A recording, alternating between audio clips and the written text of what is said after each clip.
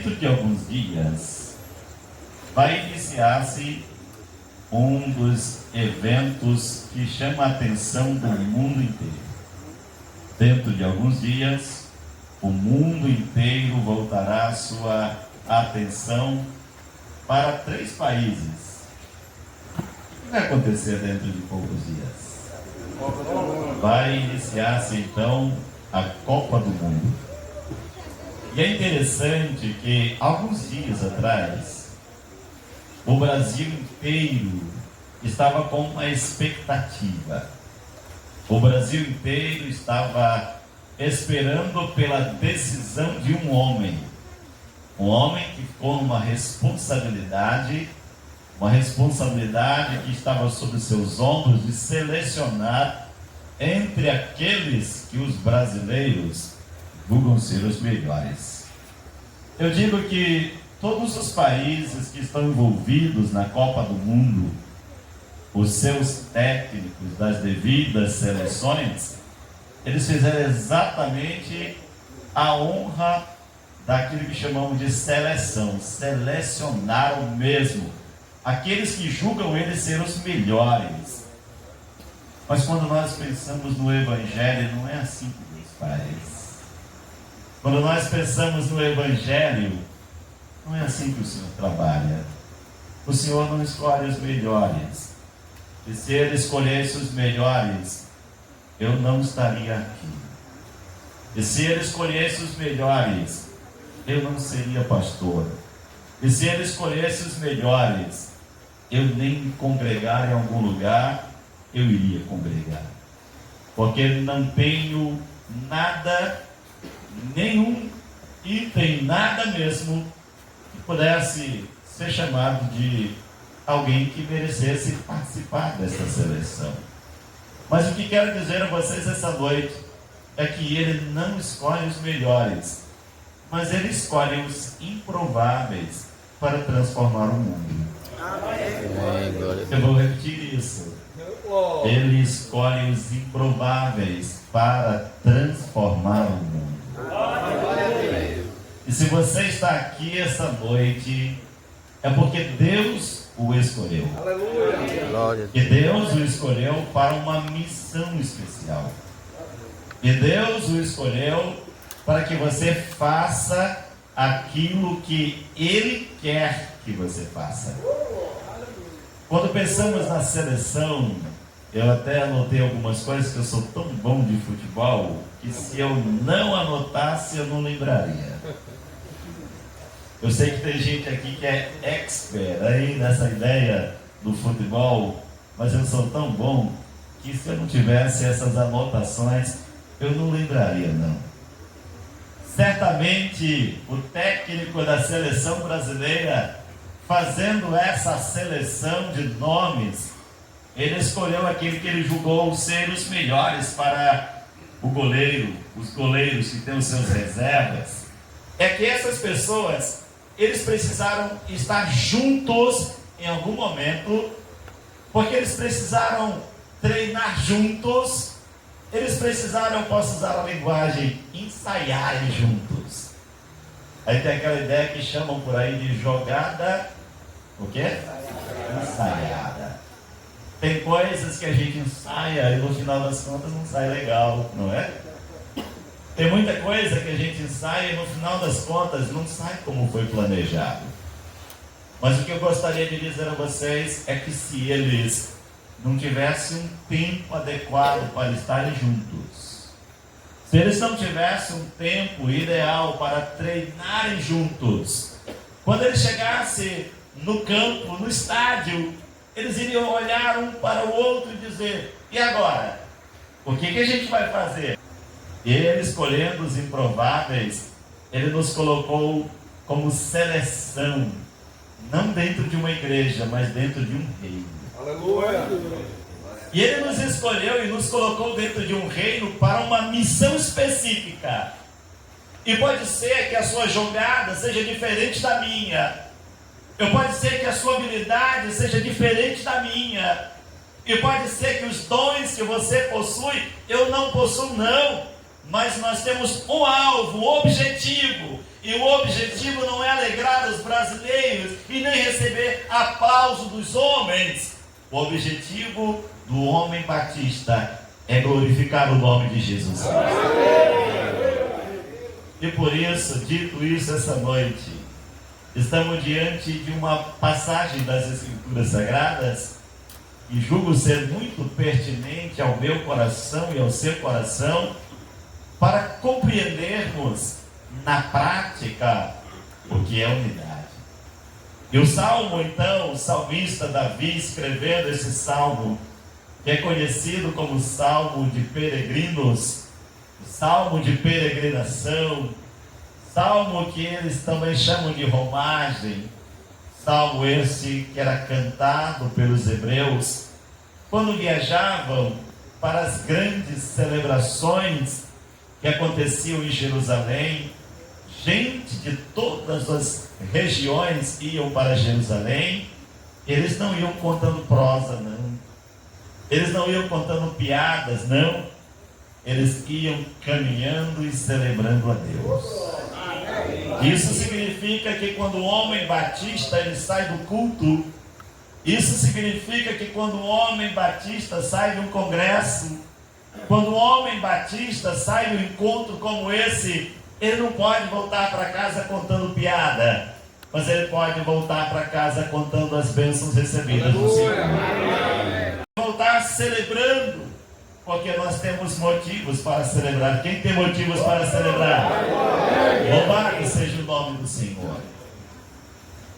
Este salmo, então, conhecido como Salmo de Romagem, fazia parte das canções que os hebreus cantavam caminhando para Jerusalém. E entre os muitos salmos cantados por eles, nós temos um salmo que é na verdade um salmo que ele exalta a excelência da unidade, da união fraternal. E o verso primeiro ele diz assim para nós: ó quão bom. Repete isso comigo, irmão. Ó quão bom e agradável. Não gostei, mas acho que pode ficar melhor. Vamos dizer de novo, como que diz o Salmo 33, verso 1?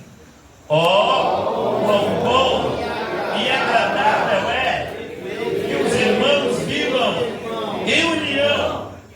Ó quão bom e quão suave. Há uma versão que chama de suave. Essa exclamação, essa admiração que o salmista está fazendo, ela está trazendo a nós a ideia de quão preciosa é a unidade entre os irmãos. Nós vivemos num mundo dividido, irmãos. Nós vivemos em um mundo que está totalmente dividido. Nós temos tantas divisões que se nós fôssemos falar delas aqui, passaríamos a noite inteira. Mas essas divisões, elas não podem afetar e não podem quebrar a maior e mais nobre comunhão que um ser humano pode ter. Porque a mais nobre comunhão que o ser humano tem é com o ser mais especial que existe, que esse universo já pôde contemplar. Com quem é essa comunhão? Com Cristo. Mas a comunhão com Cristo, ela só é capaz de acontecer se primeiro ela existir entre os irmãos. É por isso que o salmista, ele está dizendo: ó, quão bom e quão suave é que os irmãos viram unidos. A versão de Bíblia aqui diz assim: unidos como se fossem. Já viram essa versão de Bíblia? Versão que diz assim: unidos como se fossem irmãos. Quando vejo essa versão, eu acho que o tradutor não foi muito feliz, não. Porque a ideia não é vivermos unidos como se fôssemos irmãos. Alguém perguntou para mim, me apresentou uma outra pessoa e disse assim: eu pensei que vocês fossem irmãos. Eu disse: e somos? Mas vocês são filhos do mesmo pai? Eu disse, somos. Filhos da mesma mãe? Eu disse, não. Mas somos irmãos. Não, pastor, você não entendeu. Eu estava perguntando se vocês são irmãos de sangue. E o que eu já disse? Somos sim. Somos irmãos de sangue. Nós não somos do sangue do Antônio. Nós somos do sangue de Cristo Jesus. Ele está admirando, dizendo quão bom e quão suave é que os irmãos vivam unidos. Que os irmãos vivam como verdadeiros irmãos. Queridos, como é prazeroso nós estarmos juntos. É prazeroso ou não é? Quem já está com saudade desse momento especial? Quem já está com saudade? Não tem ninguém com saudade? Amanhã, por volta de meio-dia, cada um volta para sua casa. E aí vai ficar só o que mesmo? Vai ficar só a saudade. Lembrando desse momento tão especial, das conversas, sabe, daquelas rodas de conversas, as cadeiras espalhadas por aí, e vocês lá com aqueles grupos de irmãos, nós conversando, trocando ideias, revendo irmãos que há tanto tempo não se via, e ainda há pouco falando sobre o milagre que Deus fez na vida do irmão Israel. É tão bom quando nós podemos testemunhar dessas coisas. Sabe por quê? Onde está o Israel? Israel, a tua bênção não é só tua, não. Porque quando você testemunha disso, eu estou dizendo, Deus, o Senhor ouve oração. Amém, glória a Deus. Sabe por quê? Porque mesmo sem conhecer o Israel de perto, mas quando nós oramos uns pelos outros. Amém. E uma de nossas orações é, Deus cuida dos nossos irmãos. E quando Deus faz esse milagre na sua vida, estamos dizendo, não é um milagre só de Israel, não. A alegria não é só de Israel e da família dele. Eu posso até estreitar mais essa fala e dizer, Israel, de fato, esse milagre é da sua família. Mas ele é minha também, essa alegria, porque eu faço parte da família que você faz. Quem aqui faz parte da família que Israel faz parte? Então esse milagre é de todos vocês. Olhemos juntos para a Bíblia Sagrada, verso de número 2 do nosso texto. Ele vai dizer para nós que essa união, ele vai dizer para nós que essa ligação que há entre nós, ele compara como o óleo precioso. E quando nós olhamos para a Bíblia Sagrada, falando de óleo precioso, ele está falando aqui, na verdade, de uma prática cultural entre os hebreus. Os hebreus usavam a prática do óleo para ungir os seus sacerdotes. E colocar o óleo sobre a cabeça do sacerdote não é somente uma prática cultural, mas ela também é uma prática sagrada, porque essa foi uma orientação de Deus. E se foi Deus que orientou, Ele abençoou. É por isso que essa noite, baseado na Bíblia Sagrada, nós estamos ouvindo da parte do Senhor o salmista dizendo, o irmão abençoa a cidade. O irmão é propício para receber o orvalho e lançar para abençoar a cidade. O Maranhão precisa ser abençoado. Vocês acreditam nisso? Amém. O Maranhão precisa de vida. Você acredita nisso? Amém. O Maranhão precisa de milagre. Irmão Israel, vou falar de Israel de novo. Israel, nós vivemos um tempo em que muitas pessoas nem acreditam mais em milagre, meu irmão. Sabia disso? Muita gente nem acredita mais em milagre. Gostei muito de ouvir, pastor Marcos, o senhor dizer a Getsemane. tem contemplado muitos milagres e você disse: esse que vos fala é milagre. Quantos milagres Deus tem feito na minha vida? Quantos milagres o Senhor tem feito na igreja, na minha família? Mas existem pessoas que nem acreditam mais em milagre. Quem acredita em milagre aqui essa noite? Amém. Não, eu nem gostei de ouvir. Quem acredita em milagre? Amém. Você sabia que Deus pode fazer um milagre lá na tua casa? Amém. Você sabia que Deus pode fazer um milagre lá na igreja onde você congrega? Amém. Você sabia que Deus quer fazer um milagre lá no município onde você mora? Você acredita que Deus, Ele quer fazer um milagre lá no lugar onde você trabalha, no teu local de trabalho? Deus quer fazer um milagre. Você acredita nisso? Amém. Só que Deus, para fazer o milagre, Ele quer usar um canal. E segundo o texto sagrado, Ele usava o irmão para abençoar a cidade. Só que essa noite Ele não quer usar o irmão para abençoar a cidade, não. Ele quer usar o homem batista para abençoar a cidade. Esta noite, o que estamos dizendo para você é que assim como Deus usou o irmão para abençoar Sião, como Deus usou o irmão para abençoar a cidade, permita Deus usar a tua vida para ser canal de bênção na vida de alguém. Glória a Deus. Permita Deus abençoar a tua casa. Mas talvez você tenha pensado assim: a minha casa já é abençoada, pastor. Mas falta mais. Porque coisas tão pequenas quebra a unidade. Você sabe, irmão, quando nós não permitimos a unidade ser quebrada, a gente muitas vezes é até visto como alguém que mesmo não sabe se valorizar. Mas é melhor as pessoas conhecerem você pelos milagres que Deus está fazendo, do que o seu orgulho, o seu olhar ser altivo e você pensar que você é alguém quando você não é ninguém. Vocês lembram que eu disse no início?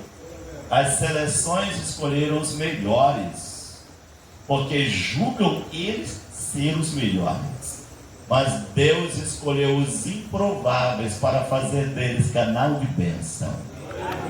Deus escolheu os improváveis para usá-los como canal de bênção, abençoar a cidade. Deus escolheu você para abençoar a tua casa.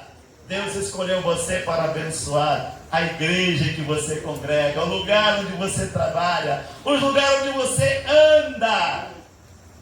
Eu lembro de 1 João, capítulo 2, verso de número 6. Está escrito assim na palavra do Senhor: aquele que diz que está nele deve andar como ele andou. Veja aqui que diz então a palavra do Senhor: aquele que diz que está nele deve andar como ele andou. A palavra andar é periatel. Periatel significa andar, mas não significa andar se locomovendo de um lado para o outro. Periatel significa viver, mas não viver a vida que as pessoas estão vivendo por aí. Porque viver a vida que os outros estão vivendo por aí não vale a pena viver. Porque Deus quer que você de fato é que você ande, mas ande em novidade de vida. Porque Deus quer de você é que você se mova de um lado para o outro, mas quando as pessoas olharem você, eles possam olhar em você um canal de bênção. Por onde o homem batista passar, que as pessoas vejam você e diz: está aí uma bênção de Deus. Amém. Está aí alguém que Deus usa para abençoar a cidade. Nós somos abençoados pela tua vida, homem batista. Então a minha oração essa noite é que você seja uma bênção na sua casa. Eu gostaria que você olhasse para quem está do seu lado e dissesse assim para ele: olha, seja uma bênção.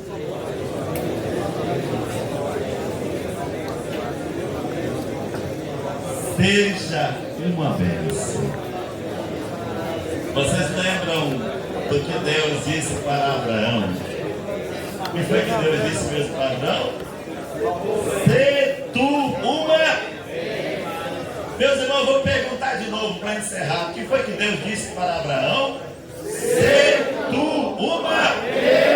Homens batistas, sejam vocês...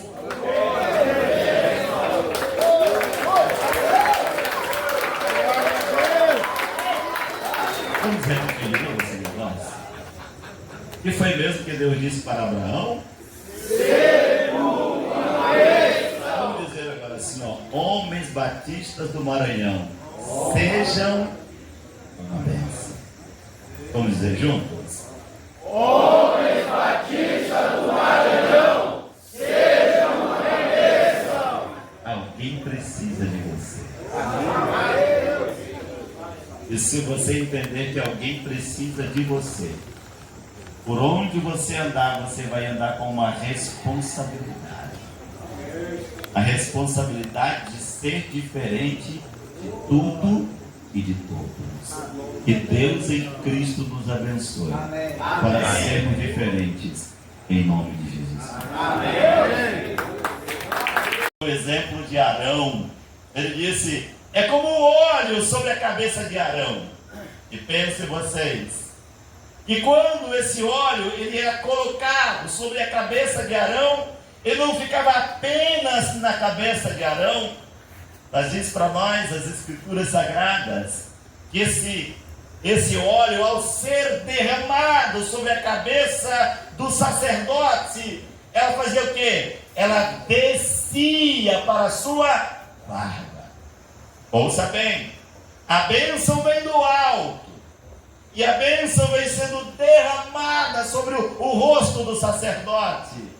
E quando nós pensamos dessa forma, diz para nós as Escrituras Sagradas, que o óleo não apenas desceu da cabeça para a barba, mas esse mesmo óleo, ele é derramado após a barba, ele desce para a veste de Arão. E o que aprendemos com isso? Aprendemos que o óleo na cabeça do sacerdote é algo sagrado, e consagrado, e ordenado pelo Senhor. E o salmista está usando essa linguagem para dizer para nós que a unidade, agora nesse texto, é substituído pelo óleo, ou o óleo é substituído pela unidade. E sabe o que eu aprendo com isso? Eu aprendo que quando a unidade existe no meio da liderança, quando os líderes eles estão unidos, essa unidade ela vem se espalhando, ela vem caminhando, sendo derramada pelas vestes. Significa que quando os líderes estão unidos, o povo aprende a viver unido, não somente uns com os outros, mas nós uns com os outros e todos com Cristo Jesus. Por isso amanhã será eleita uma nova diretoria. Eu gostaria de deixar aqui um pedido, uma oração. Não sei quem vai ser eleito por Deus e pelos irmãos para ser o novo presidente, mas a minha oração e o meu pedido é que a pessoa que Deus e os irmãos escolherem para liderar seja alguém que coloque na prática a palavra unidade. Alguém que tenha... O povo cai, o povo sofre, mas na multidão dos conselheiros há estabilidade, a segurança. Então o texto sagrado está dizendo para nós, o Senhor está usando uma metáfora, dizendo, como o óleo na cabeça de Arão, e desce para a sua barba, e vai às suas vestes, assim é um... Não sabem como é a nossa vida, e muitas vezes eles sabem mais da nossa vida do que nós mesmos sabemos. Eu conversava recentemente com uma senhora, fui chamado para orar com ela, e ela estava aí desespero por uma situação que aconteceu com o seu nome, e ela estava em uma situação de horror. E depois de muito conversar com ela e aconselhá-la, ela disse: pastor, eu acho que essa semana eu vou levar a minha vizinha para uma consulta. Ele disse: você vai levar a sua vizinha para consulta, mas não é você que está precisando de consulta? Ela disse: porque a minha vizinha, ela sabe contar melhor para o médico que eu tenho do que eu mesmo sei. Às vezes acontece isso também com a gente. É que muitas vezes a liderança não está vivendo numa unidade, não falamos a mesma língua, não temos o mesmo objetivo, jogamos no mesmo time, mas com propósitos diferentes. E aí os irmãos estão olhando e dizendo: onde que esse negócio vai chegar mesmo? Onde que nós vamos chegar mesmo, com cada um jogando de uma forma diferente, sem propósito? Por isso a minha oração é que sejamos unidos com o mesmo propósito, que o nosso propósito seja unicamente glorificar e honrar o nome de Cristo Jesus. Amém. Os irmãos, olhando mais para a Bíblia Sagrada, verso de número 2 do nosso texto, ele diz que é o óleo precioso sobre a cabeça de Arão, que desce pela barba, a barba de Arão, e desce para a gola das suas vestes. Ele usa outra ilustração. A ilustração do verso de número 3 é como o orvalho. Agora ele fala da geografia. É como o orvalho que desce do Monte Hermon, direcionado para onde mesmo? Para Sião. A ideia é do norte para o sul, do alto para baixo. O que o texto está dizendo para nós é que o Senhor está usando a geografia e ensinando para nós que o Monte Hermon, no anoitecer, na madrugada, ele desce sobre ele o orvalho. Esse orvalho, ele vai descendo para a terra árida, terra seca, sem vida, que precisa de mudança. A nossa velha e famosa e amada Jerusalém.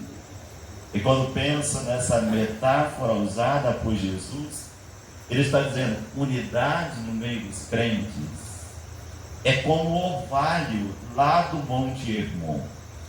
Porque lá no vale, porque lá em Jerusalém, a terra está seca, ela está precisando de vida, e a vida é promovida pelo orvalho que vem do Hermon. Nós vivemos em uma sociedade seca, nós vivemos em uma sociedade árida, nós vivemos em uma sociedade sem vida. Mas só quem conhece a verdadeira vida pode trazer vida para quem não tem vida. Somente quem conhece o autor da vida pode orar e dizer: Deus, dá vida para quem não tem vida e faz de mim bênção para quem está vivendo na maldição. Mas sabe quando é que nós seremos como orvalho na vida dessas pessoas? É quando uma palavra que parece algo tão distante se tornar uma prática na vida de todos nós.